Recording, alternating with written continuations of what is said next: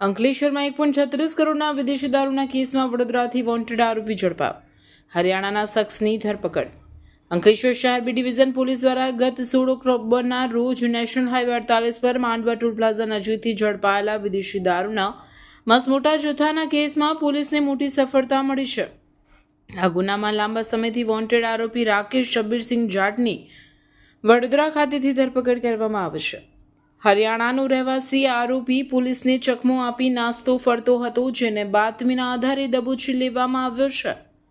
ઉલ્લેખનીય છે કે પોલીસે બાતમી મુજબ એક ટ્રક નંબર NL01L7828ને અટકાવીને તપાસ કરતા તેમાં પ્લાસ્ટિકની બેગની આડમાં અત્યંત ચાલાકીપૂર્વક બનાવેલા ગુપ્ત ચોરખાનામાંથી 1.36 કરોડથી વધુની કિંમતની વિદેશી દારૂની 26,000 બોટલો મળી આવી હતી. આ કાર્યવાહી દરમિયાન પોલીસે વિદેશી દારૂ, ટ્રક અને મોબાઈલ ફોન સહિત કુલ 1.51 કરોડનો મુદ્દામાલ જપ્ત કર્યો હતો.